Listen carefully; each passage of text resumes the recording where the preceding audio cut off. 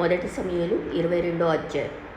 దావీదు అక్కడి నుండి బయలుదేరి అదుల్లాము గుహలోనికి తప్పించుకొని పోగా అతని సహోదరులను అతని తండ్రి ఇంటి వారందరినూ ఆ సంగతి విని అతని యొద్దకు వచ్చిరి.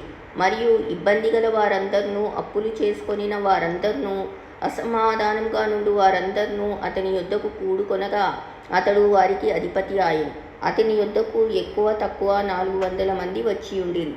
తరువాత దావీదు అక్కడి నుండి బయలుదేరి మోయాబులోని మిస్పేకు వచ్చి, దేవుడు నాకు ఏమి చేయునది నేను తెలుసుకొను వరకు నా తల్లిదండ్రులు వచ్చి నీ యొద్ద ఉండనిమ్మని మోయాబు రాజుతో మనవి చేసి అతని యొద్దకు వారిని తోడుకొని పోగా, దావీదు కొండలలో దాగి ఉన్న దినములు వారు అతని యొద్ద కాపురముండిరి. మరియు ప్రవక్తయగు గాదు వచ్చి కొండలలో ఉండక యూదా దేశమునకు పారిపోమ్మని దావీదుతో చెప్పినందున దావీదు పోయి హారేతు అడవిలో చొచ్చెను. దావీదును అతని జనులను ఫలాని చోట ఉన్నారని సౌలునకు వర్తమానమాయెను.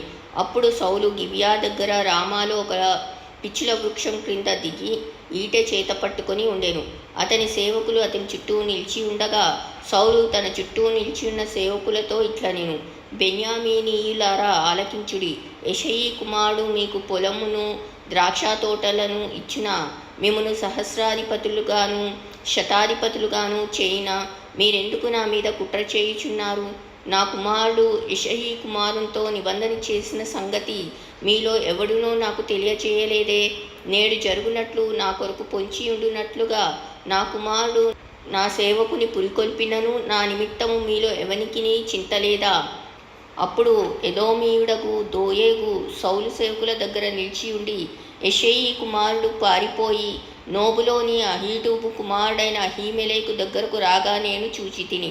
అహీమెలెకు అతని పక్షంగా యెహోవా యొద్ద విచారణ చేసి ఆహారంను ఫిలిష్తీయుడైన గొల్యాతు ఖడ్గమును అతనికిచ్చెనని చెప్పగా, రాజు యాజకుడును అహీటూబు కుమారుడునగు అహీమెలెకును నోబులోనున్న అతని తండ్రి ఇంటివారైన యాజకులందరినీ పిలువనంపించెను. వారు రాజునొద్దకు రాగా సౌలు, అహీటూబు కుమారుడా ఆలకించుమనగా అతడు, చిత్తము నా ఏలినవాడా అనెను. సౌలు, నీవు యెషయి కుమారునికి ఆహారమును ఖడ్గమును ఇచ్చి అతని పక్షమున దేవుని యొద్ద విచారణ చేసి అతడు నా మీదికి లేచి నేడు జరుగుచున్నట్టు పొంచి ఉండుటకై అతడును నీవును జతకూడితిరేమని అడుగగా, అహీమెలెకు, రాజునకు అల్లుడై నమ్మకస్తుడై ఆలోచనకర్తయై నీ నగరులో ఘనత వహించిన దావీదు వంటి వాడు నీ సేవకులందరిలో ఎవడున్నాడు? అతని పక్షంగా నేను దేవుని యొద్ద విచారణ చేయుట నేడే ఆరంభించితినా? అది నాకు దూరమగును గాక. రాజు తమ దాసుడనైన నా మీదను నా తండ్రి ఇంటి వారందరి మీదను ఈ నేరం మోపకుండును గాక. ఈ సంగతిని గూర్చి కొద్ది గొప్ప ఏమీయు నీ దాసుడనైన నాకు తెలిసినది కాదు అని రాజుతో మనవి చేయగా, రాజు అహీమెలెకు, నీకును నీ తండ్రి ఇంటి వారందరికీ నీ మరణం నిశ్చయం అని చెప్పి యెహోవా యాజకులకు వీరు దావీదుతో కలిసినందునను అతడు పారిపోయిన సంగతి తెలిసియు నాకు తెలియచేయకపోయినందునను మీరు వారి మీద పడి చంపుడని తన చుట్టూ నిలిచియున్న కావలి వారికి ఆజ్ఞ ఇచ్చెను.